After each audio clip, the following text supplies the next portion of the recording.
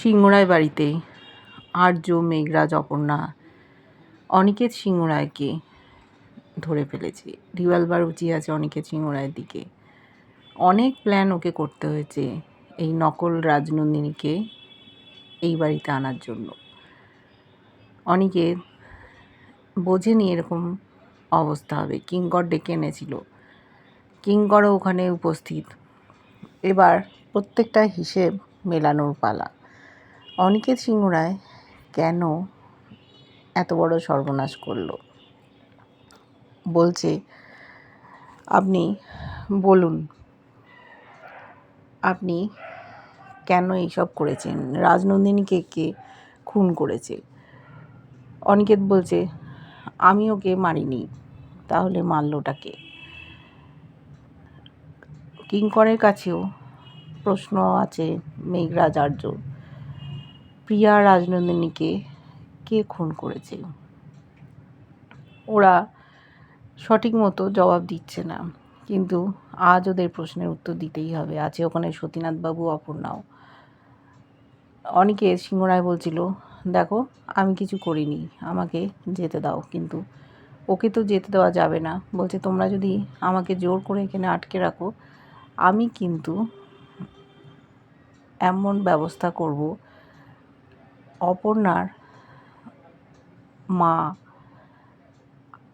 আর রাজলক্ষ্মী, তার ছেলে, বউ সবাই অপর্ণাদের বাড়িতে আছে বন্দি অবস্থায়। একটা ফোন কল যাবে, ওদের জীবন ছারকার হয়ে যাবে। অপর্ণা কান্নাকাটি করছে, কি করেছে আর্য বোঝাচ্ছে। আমরা থাকতে আমাদের আপনজনদের এক ফোঁটাও ক্ষতি করতে আমি দেব না। বলছে, তুমি দেখবে আমি কি করি। আমার দিকে রিভলভার তাক করছো। হাতে ফোনটা বের করেছে, ফোনটা বাটন টিপে দিয়েছে।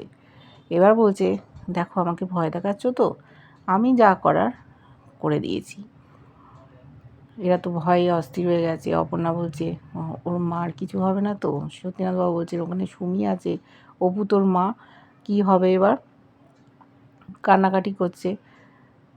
তখন বলছে, দেখবে লাইভ ভিডিও দিয়ে দেখাচ্ছে অপর্ণাদের বাড়িটা দাউ দাউ করে জ্বলে উঠেছে, আগুন জ্বলছে।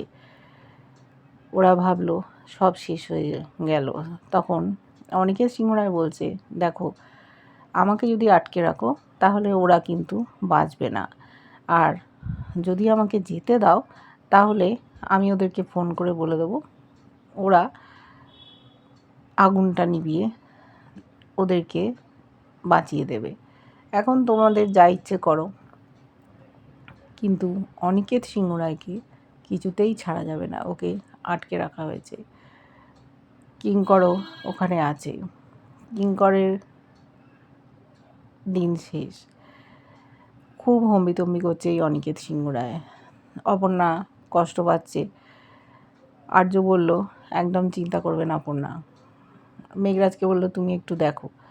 এইরকম যখন অনিকেত সিংহরায় ঝামেলা করছে, সেই সময় রাজলক্ষ্মী, অর্ক, মানসী সব চলে এসছে। অপর্ণার মাও আছে। বলছে, অনিকেত তুমি আর কোথাও পালাতে পারবে না, অনেক তুমি চেষ্টা করেছো আমাদের ক্ষতি করার, এবার তোমার আর পালানোর পথ নেই। মানসী বলল, অর্ক বলল, আমরা পুলিশকে খবর দিয়ে এসেছি, এই ওরা এলো বলে। অনিকেত ভাবতেও পারেনি এরা কি করে ওর লোকের হাত থেকে বেরিয়ে চলে এলো। এবার তো অনেক প্রশ্ন আছে। প্রিয়া কিঙ্করকে বলছে, তুই আমাকে বল, প্রিয়া তোর কি ক্ষতি করেছিল যে তুই প্রিয়াকে মেরে ফেললি? কে মেরেছে বল? তখন বলল যে, দেখ আমার রাজা, সে বিপদে পড়বে, সেটা আমি কখনোই চাইনি। একেবারে মাটি থেকে উঠে এসেছিল। সে যখন দিকবিদিকে নাম করেছে আর তার ক্ষতি হয়ে যাবে, সেটা কখনোই সম্ভব না। প্রিয়া আমার সম্বন্ধে অনেক কিছু জানতে পেরে গেছিল, আর্য সম্বন্ধে জানতে পেরেছিল। আমি আর্যকে প্রোটেক্ট করার জন্য কি করি সব কিছু। আর আর্যর ফোনের অ্যাক্সেস আমার কাছে ছিল, তাই কোনো অসুবিধা হয়নি ওর ফোন থেকে প্রিয়াকে মেসেজ করতে।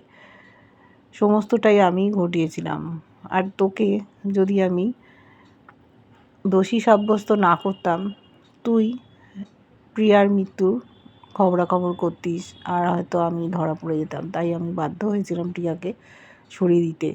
মেঘরাজ চিৎকার করছে, কিঙ্করের কাছে চলে এসে বলছে, তুই আমার প্রিয়াকে এইভাবে শেষ করে দিলি, একটা নিরপরাধ মেয়েকে। কেন তুই আমার জীবনটা তছনছ করে দিলি? এবার প্রশ্ন রেখেছে, রাজনন্দিনীকে কে মারল? কিঙ্কর বলল, আর্য, তোমাকে বাঁচানোর জন্য এইসব করতে হয়েছে। কিন্তু কেন করলো? বলছে, অনিকেত সিংহ রায় চায়নি রাজনন্দিনী আর আর্যর মিল হোক। আর্যর সম্বন্ধে সমস্ত কথা জানিয়ে দিয়েছিল অনিকেত সিংহ রায় রাজনন্দিনীকে। অনিকেতের লোকই যে আর্য, সে হাত পেতে প্রেমের নাটক করেছিল, তারপর ভালোবেসেছিল, বিয়ে করেছে। এইভাবে সিংহরায় বাড়িতে ঢুকে গেছিল আর্য। মেনে নিতে পারেনি রাজনন্দিনী, কৈফিয়ত চাইতে গেছিল আর্যর কাছে। আর্য অন্ধ ভালোবাসায় জড়িয়ে গেছিল। ও খুব ভালোবাসত রাজনন্দিনীকে। যেদিন দেখা করতে গেছিল আর্য রাজনন্দিনী, সেদিনকে আমিও ছিলাম ওখানে। এবার অপর্ণা হঠাৎ বলতে শুরু করেছে, একটা পিলারের পাশ থেকে রিভলভার আমি দেখেছিলাম, সেই রিভলভার দিয়ে আমার বুকে মারা হয়েছিল। বুকটা ধরেও মাটিতে বসে পড়েছে। সবাই তো হাঁ হয়ে তাকিয়ে আছে। রাজনন্দিনী বলেছিল, আবার আমি ফিরে আসব, আমি জানতে চাইব কে আমায় মারল। মুখটা দেখতে পারিনি, কিন্তু আমি জানি কিঙ্কর আমাকে গুলি করে মেরেছে। কিঙ্কর একটুও অবাক হয়নি। ও বলছে, রাজনন্দিনী বলেছিল না আমি আবার ফিরে আসব, ওই যে ফিরে এসছে অপর্ণা হয়ে। ওই জন্যই তো আমার ভয় ছিল অপর্ণাকে নিয়ে। অপর্ণা আমার সাজানো সাম্রাজ্যটা তোলপাড় করে দিচ্ছিল। সেই জন্য আমি চাইনি আর্য অপর্ণার মিল হোক। ওদেরকে আলাদা করতে চেয়েছি বারবার। রাজলক্ষ্মী সিংহ রায়ও জানতেন যে অপর্ণাই ওর মেয়ে। সতীনাথবাবু আর সুমি বলছে, আপনারা কি বলছেন, কেন বলছেন? অপর্ণাও চুপচাপ মাটিতে বসে আছে। সব যেন পুরনো কথা মনে পড়ছে। কিঙ্কর আড়াল থেকে গুলি করে ওকে মারার চেষ্টা করছে। আর্য বিলক্ষণ জানে এই ও রাজনন্দিনী, কারণ অনেক প্রমাণ পেয়েছে। বলেছে, দেখুন আমার জীবনটা ছারখার হয়ে যাচ্ছিল। আর্য, তুমি জানতে আমি রাজনন্দিনীকে কতটা ভালোবাসি। তোমার উচিত হয়নি আমার জীবন থেকে রাজনন্দিনীকে কেড়ে নেওয়া। আর্যকে বলছে কিঙ্কর, আমি জানতাম তুমি ওকে ভালোবাসো। ওকে ছাড়া তুমি হয়তো আস্তে আস্তে ঠিক হয়ে যাচ্ছিলে। গোটা বিশ্বে তোমার নাম ডাক ছড়িয়ে গেছিল, আমার রাজা সে নাম করেছিল। কিন্তু অপর্ণা এসেই সমস্তটা এলোমেলো হয়ে গেল। ওই আবার ফিরে এসছে। আর্য বলছে, আমার এলোমেলো জীবনে অপর্ণা আবার ভালোবাসা নিয়ে চলে এসেছিল। আমি যে অন্য কাউকে ভালোবাসতে পারি না রাজনন্দিনী ছাড়া, সেটা প্রমাণ আমি দিয়ে দিয়েছিলাম। এই অপর্ণাই যে আমার রাজনন্দিনী আমি বুঝেছিলাম, কাউকে কিছু বলিনি। ও ছাড়া আমাকে এইভাবে উজাড় করে ভালোবাসতে কেউ পারতো না। ও এসে আমার হাতটা ধরাতে আমি আবার পুরনো দমবন্ধ জীবনটা থেকে মুক্তি পেয়েছিলাম। আমি আবার নিজের জীবনটা নিয়ে ভাবতে শুরু করেছিলাম। কিন্তু আবার বিপত্তি ঘটে গেল। রাজলক্ষ্মী সিংহ রায়ের চোখে জল। অর্ক মনে করতো অপর্ণাই ওর দিদি। অর্কও খুব রেগে যাচ্ছে। কিঙ্কর ওর দিদিকে মেরে ফেলেছিল। আর মানসিও জানতে চাইছে যে কিঙ্কর তুমি অর্ককে অসুস্থ করে রেখেছিলে। বলছে দেখো মানসি, এছাড়া কোনো উপায় ছিল না, কারণ অর্ক দেখে ফেলেছিল ওর দিদির মৃত্যু। ও ছোট ছিল, কষ্ট পেত, বলতে পারতো না। পাশে আর্যকে দেখেছিল, ও ভাবতো হয়তো আর্যই মেরেছে, কিন্তু আর্য তো ওকে মারেনি। তাই আমি বাধ্য হয়েছিলাম ওকে ওষুধ খাইয়ে সব ভুলিয়ে রাখতে। অর্ক কষ্ট পাচ্ছে যে আমাকে এইভাবে রেখেছিল কিঙ্কর, অসুস্থ করে রেখে দিয়েছিল। আমি একটা বোকা হয়েছিলাম মানসির কাছে, আনস্মার্ট স্বামী, যাকে একেবারেই ভরসা করা যায় না, যে সবসময় অসুস্থ হয়ে পড়ে। কিন্তু সত্যি কি আমি এরকম ছিলাম? কিঙ্কর আমাকে এইভাবে ওষুধ খাইয়ে করে রেখেছিল আচ্ছন্ন। কিঙ্কর অর্ককে ভুলিয়ে রাখতে চেয়েছিল, সব দোষ নিজের কাঁধে নিয়ে নিল।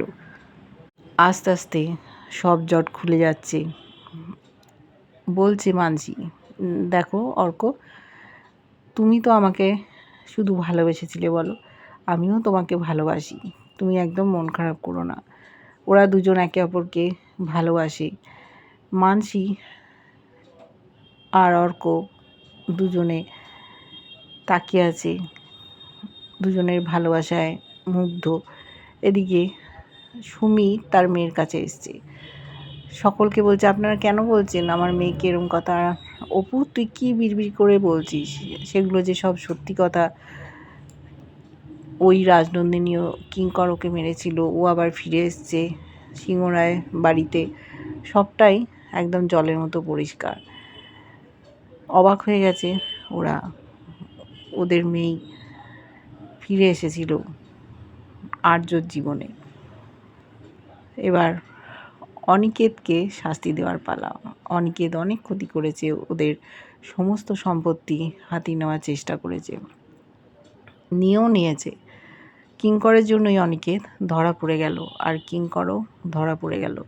শেষ রক্ষা করতে পারল না, ও পালিয়ে যেতে চেয়েছিল। ও শুধু চেয়েছিল অনিকেত সম্পত্তি নেয় নিক, টাকা পয়সা নিয়ে চলে যাক, কিন্তু অপর্ণাকে যেন আর্যর জীবন থেকে সরিয়ে দেয়। ভয় পেয়েছিল অপর্ণাকে দেখে, বুঝেছিল এ রাজনন্দিনী একদিন না একদিন সব সত্যিটা সামনে এসে যাবে। সেই জন্যেই ও কোনোদিন চায়নি আর্য অপর্ণার মিল হোক।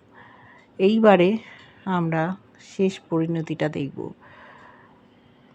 কিঙ্কর আর অনিকেতের কী শাস্তি হয়, আর আর্য যে দোষী নয় সেটাও প্রমাণ হয়ে যাবে। কেমন লাগছে ধারাবাহিকটা জানিও। ভালো লাগলে লাইক কমেন্ট সাবস্ক্রাইব করে, যারা ফেসবুক পেজ থেকে দেখছো ফলো করে সাথে থেকো।